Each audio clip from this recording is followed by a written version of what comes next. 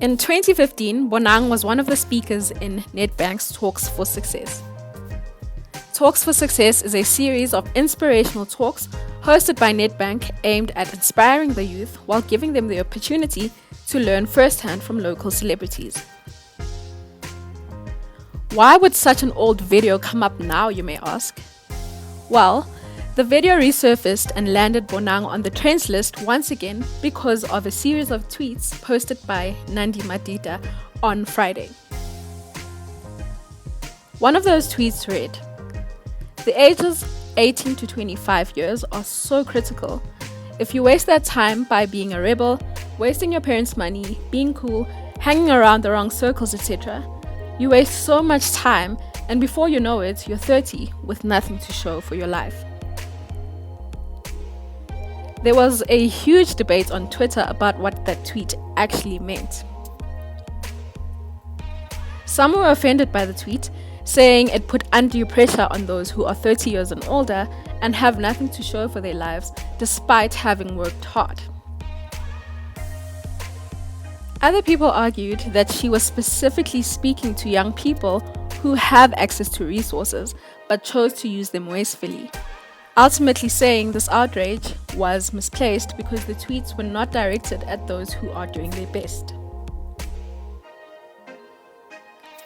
I am of the opinion that Nandi's aim was to wake up those who are squandering their resources and not to demotivate those who are actually trying. Bonang came under fire after a fan posted her Nedbank Talks for Success video, praising her and saying Mugel was preaching.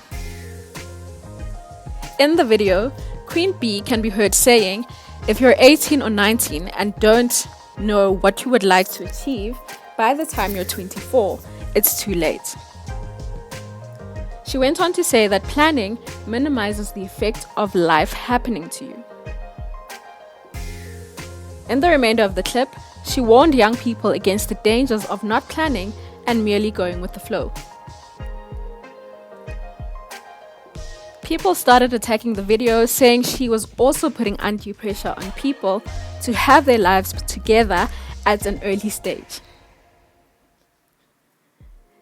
The other point that didn't sit well with people is what she said about planning minimizing the effect of life happening to you.